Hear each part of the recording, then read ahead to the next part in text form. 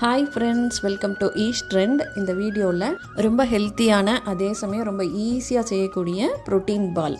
இதில் 3 பொருள் சேர்க்க போகிறோம் ப்ளஸ் வெல்லம். இந்த மூணுமே ரிச் இன் ப்ரோட்டீன். முதல்ல 1/4 கப் அளவுக்கு எள்ளு எடுத்துகிட்டு நல்லா வறுத்துக்கலாம். ஒரு உணவுப் பொருளில் 4 சத்துமே சேர்ந்து இருக்கிறது ரொம்ப ரேரு. கால்சியம், மெக்னீஷியம், ஜிங்க், மேங்கனைஸ் அப்படிங்கிறது இந்த 4மே ஒன்றா சேர்ந்து எள்ளில் இருக்குது.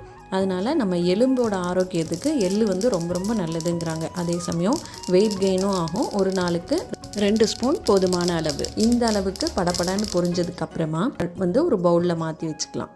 ரெண்டாவதாக நிலக்கடலை எடுத்துக்கலாம். வறுத்த நிலக்கடலை வாங்கினீங்க அப்படின்னா தோலை மட்டும் நீக்கிக்கலாம். பச்சையாக வாங்கின நிலக்கடலை அப்படின்னா வறுத்துட்டு அதோட தொலியை நீக்கிடலாம். ஈஸியாக தொலியை ரிமூவ் பண்ணுறதுக்கு ஒரு டவலில் மாற்றிட்டு இந்த மாதிரி மூடி வச்சுட்டு கையால் ரப் பண்ணிங்கன்னாலே தொலி எல்லாமே ஈஸியாக கலண்டு வந்துடும். நிலக்கடலையும் ரிச் இன் ப்ரோட்டீன். சின்ன குழந்தைங்க ரொம்ப மெலிஞ்சிருக்காங்க, சத்தே இல்லாத மாதிரி இருக்காங்க அப்படின்னா இந்த பால்ஸ் கண்டிப்பாக டெய்லி அவங்களுக்கு கொடுங்க. இந்த தோல் நீக்கின வறுத்த நிலக்கடலையை மிக்ஸி ஜாரில் மாற்றிட்டு 1-2 நம்ம கிரைண்ட் பண்ணிவிட்டு வந்துடலாம். இப்போ மூணாவதாக ஒரு பேனில் 1 ஸ்பூன் அளவுக்கு நெய் சேர்த்துக்கோங்க. நெய் உருகினதுக்கப்புறமா 1 கப் அளவுக்கு வெள்ளை சோள மாவு.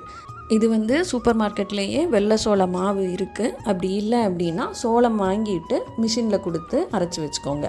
இதையும் நல்லா வறுத்துக்கலாம். அடுப்பை லோ ஃப்ளேமில் வச்சு வாசனை வர்ற அளவுக்கு கொஞ்சமாக கலர் மாறணும். அந்த அளவுக்கு மட்டும் வறுத்துட்டு இதையும் அதே பவுலில் சேர்த்துக்கலாம். இப்போ பெரிய மிக்ஸி ஜார் எடுத்துக்கோங்க. அதில் வெல்லம் சேர்த்துக்கலாம். வெல்லம் நல்லா தட்டிட்டு மிக்ஸி ஜாரில் சேர்த்தாச்சு. இப்போ நம்ம வறுத்து வச்சுருந்த 3 பொருளையுமே நல்லா மிக்ஸ் பண்ணிவிட்டு அந்த வெல்லம் கூடவே சேர்த்துட்டு நல்லா பவுடர் பண்ணி எடுத்துக்கோங்க. இது எல்லாமே சேர்ந்து பவுடர் பண்ணதுக்கப்புறமா நிலக்கடலையிலேருந்து எண்ணெய் பிரிஞ்சிருக்கும், வெல்லத்தில் உள்ளதும் பிசுபிசுப்பு இருக்கும். அதனால் உருண்டை பிடிக்கிறதுக்கு ஈஸியாக வந்துடும். இந்த மாதிரியும் உருண்டை பிடிச்சி வச்சுக்கலாம். அப்படி இல்லை அப்படின்னா நெய்யை உருக்கி அது மேலே சேர்த்துட்டு நீங்கள் உருண்டை பிடிச்சிங்கன்னாலும் நல்லா டேஸ்டியாக இருக்கும். நீங்களும் இதை ட்ரை பண்ணி பார்த்துட்டு எப்படி இருந்தது அப்படிங்கிற உங்கள் ஃபீட்பேக்கை எனக்கு கமெண்ட் செக்ஷனில் சொல்லுங்கள்.